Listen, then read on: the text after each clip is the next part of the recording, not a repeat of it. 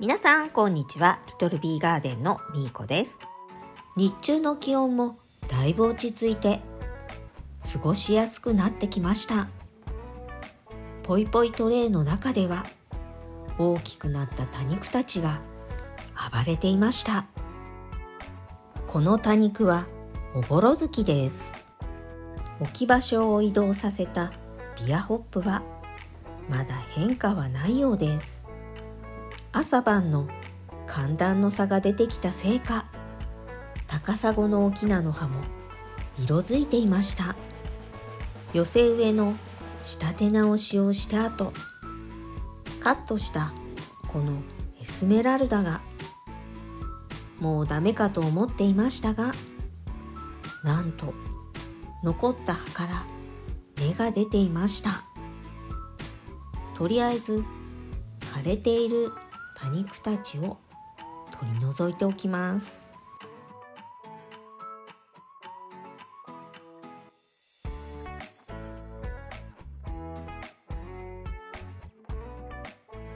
このエスメラルダは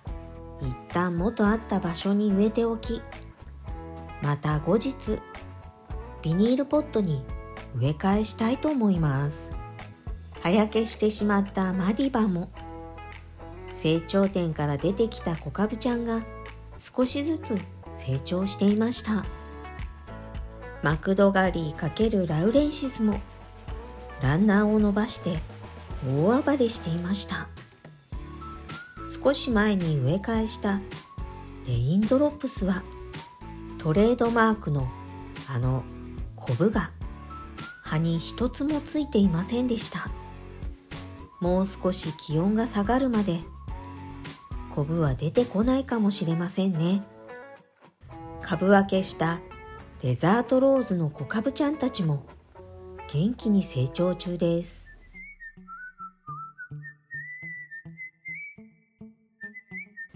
そして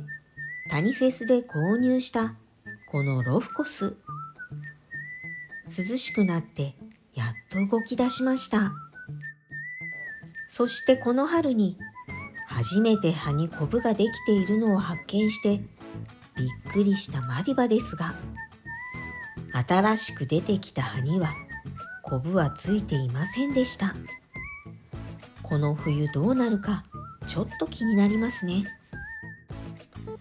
前回の動画で植え替えしたブロウメアナです。吊るして飾ってみるとやっぱり可愛いですね。水やりにも気温を気にしなくてよくなったため、多肉たちもどんどん元気になってきています。そんな中、夏越し大成功なんて言っていたこのリトルミッシーが見るも無残にカラッカラに干からびてしまいました。というのも9月の台風の後の暑さでやられちゃったんですよね。あともう少しだったのに、とても残念です。こんなところにパープルヘイズが落ちていました。気がつくとどのポットにもいつの間にか落ちていますよね。とりあえずこの枯れてしまったリトルミッシーはすべて取り除いて、ここにまた新しくセダムを植えようと思います。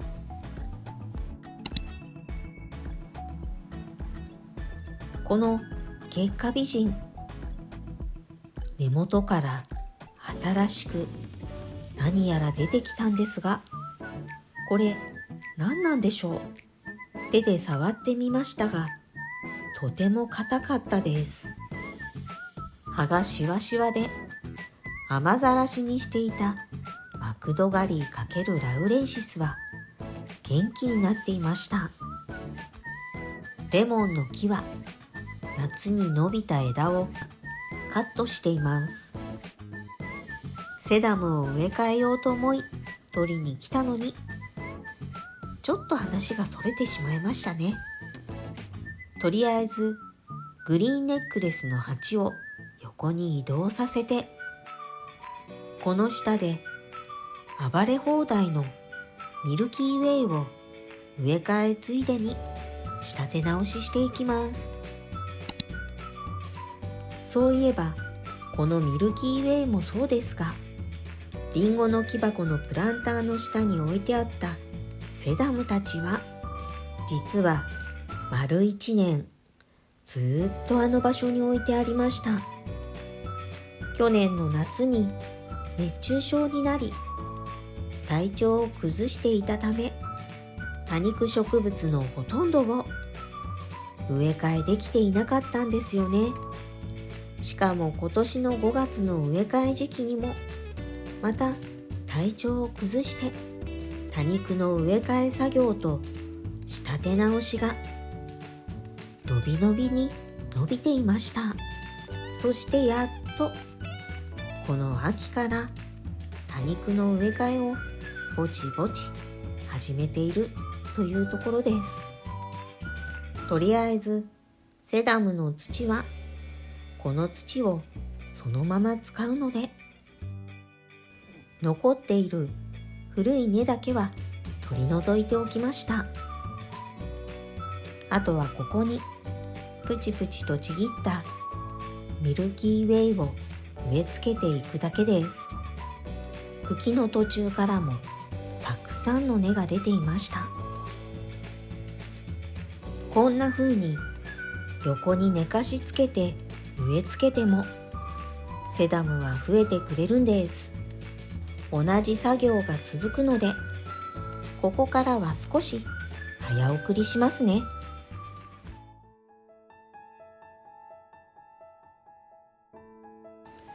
皆さんが育てているセダムたちは無事に夏越しできましたか？我が家では細葉黄金万年草やフイリパリダムなどは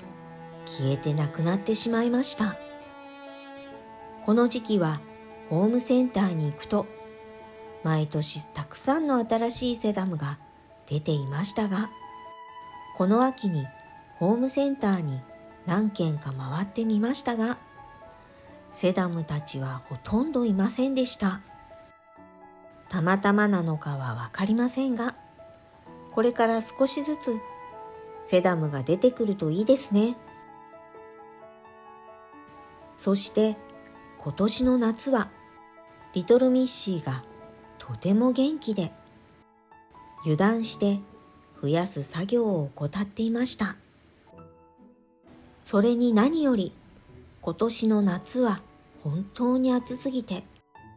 酷暑日なんていう言葉が出てくるくらい、外での作業もなかなかできなかったのが本音です。10月も後半になってやっと秋らしくなり、弱っていた多肉たちも少しずつですが元気を取り戻してきました。このミルキーウェイもそうですが、こうして仕立て直しするついでに増やす作業も一緒にしておくといいですね。そういえばこの枯れた枝のようについているのは花柄です。いつもなら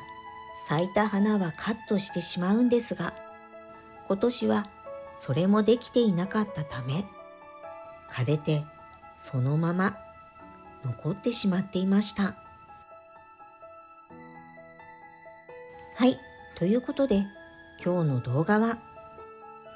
10月末の庭多肉の様子と、このミルキーウェイを仕立て直しついでに植え替えしていきました。いかがでしたでしょうか？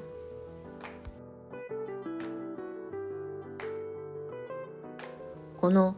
仕立て直しし終わったミルキーウェイはリトルミッシーと同じように吊るして育てようと思います。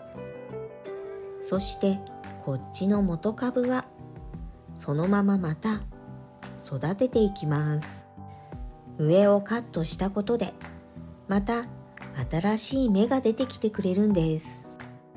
最後に今の七福神です。これがどうなるか今後に期待ですね。この動画が良かったなって思っていただけたら高評価とチャンネル登録をよろしくお願いします。今日も最後までご視聴ありがとうございました。それでは次の動画でお会いしましょう。またねー。